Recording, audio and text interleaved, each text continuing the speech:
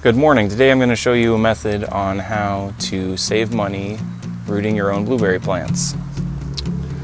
I have dreams of one day owning my own you-pick blueberry stand, and to do that you need blueberry plants.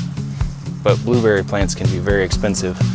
These ones I got, they were just a twig in here and they were about $8 a piece.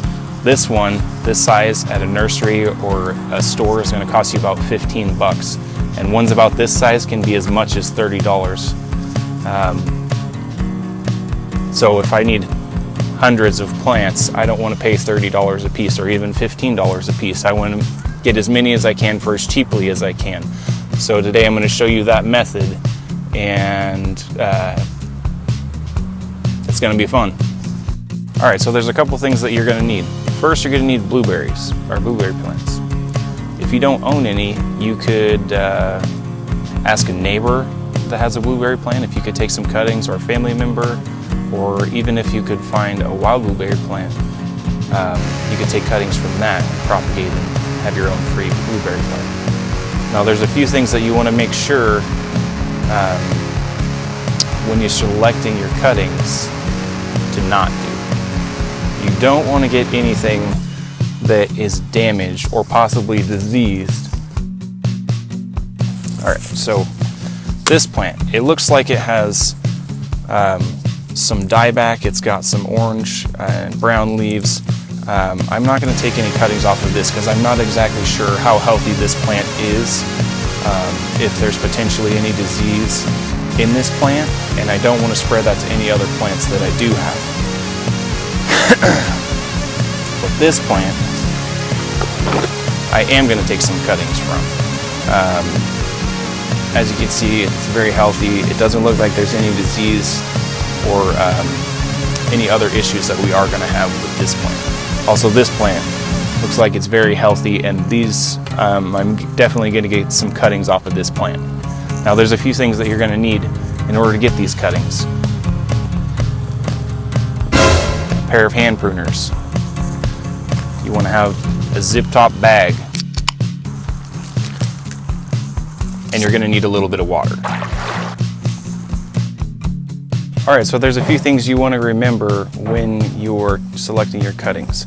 If you look closely, it might be kind of hard to see in this video, but the bottom half of this plant is light green, and you can see kind of these outliers. This is the new growth for the year. This is the method that we're going to be using, softwood cuttings. You want to make sure before you do any cutting that you have sterilized pruners. You can do that just with a little bit of rubbing alcohol.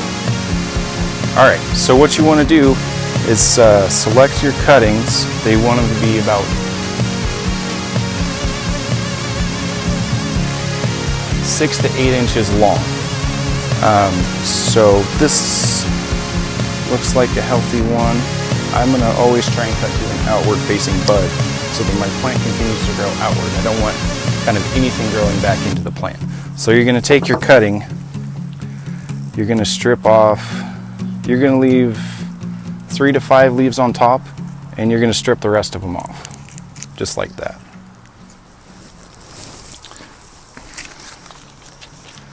Then you're going to take your little water bottle. You want to keep the plants moist. If they get too hot, they aren't going to make it. And you want to stick them in here until you're ready to plant them.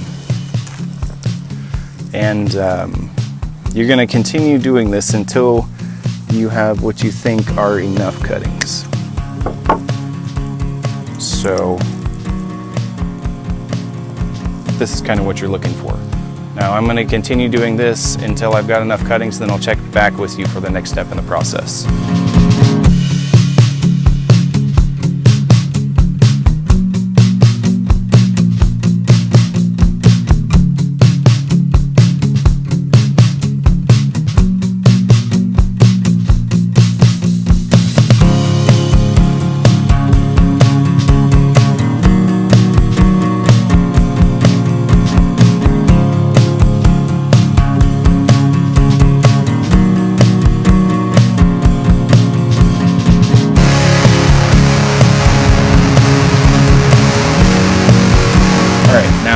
Using your hand as a guide, you have all your cuttings that have been stripped.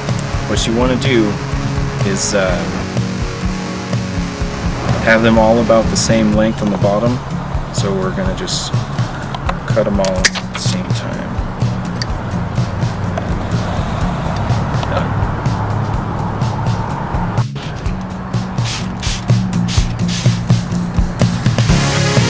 Alright, so what you want to do next is select your growing medium. Today, I'm going to be using 50% sterilized compost, 50% coarse sand. You can get it anywhere. You might already have some. What I'm going to do is use this whole bag of sand.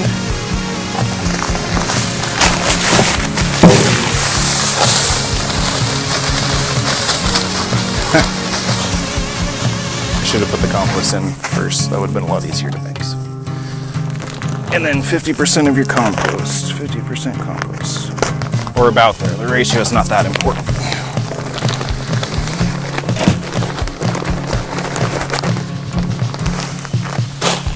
And then you just want to get in here, mix it up.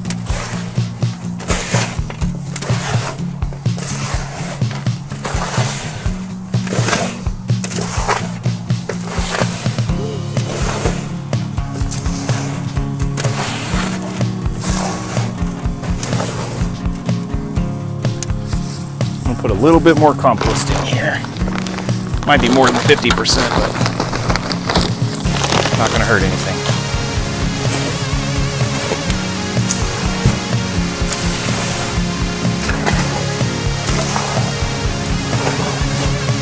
Now the reason that you use sand is because it drains really well. And cuttings, if they're in sitting water, are going to be prone to mold.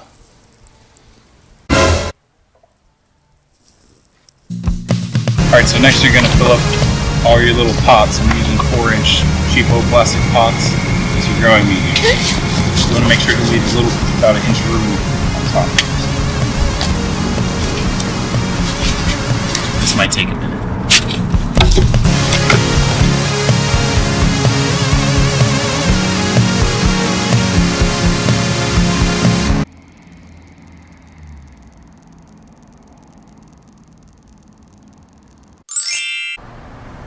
Alright, don't forget to moisten your little pots before you put your cuttings in there.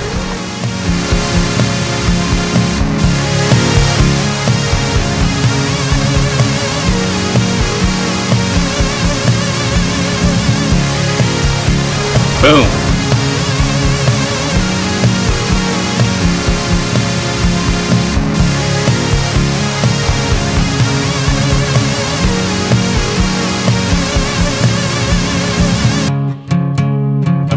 A rooting agent to ensure some level of successful rooting. You could do it without it, but I think you're going to have a higher likelihood of it working. This is Clonex. I don't necessarily endorse them, but I just happen to have it laying around. So what you do is take one of your cuttings out of your bag. See, Clonex is a gel, and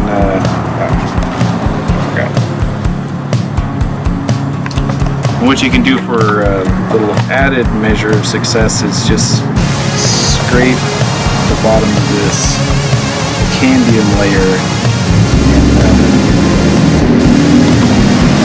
by creating scarification, you're more likely to have roots. Also with fruit,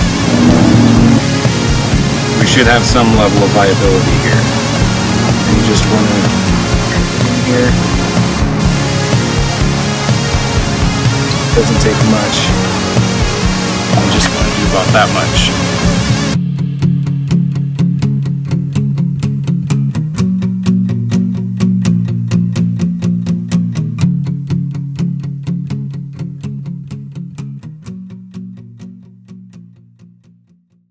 Alright, so that's pretty much all you need to do. Remember that you need to keep these moist for the next several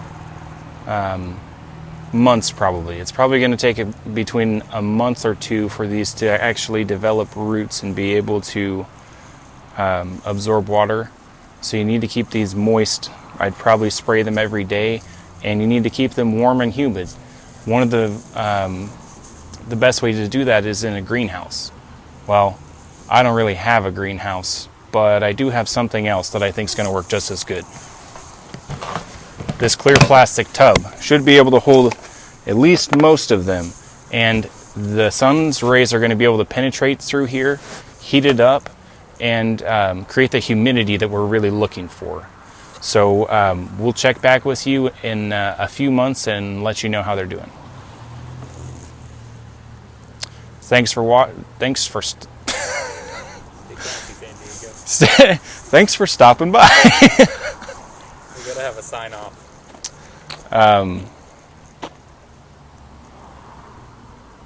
What should it be? I don't know. We might have to do it later. Thanks for stopping by. Stay classy. In the vastness of space, this is completely irrelevant.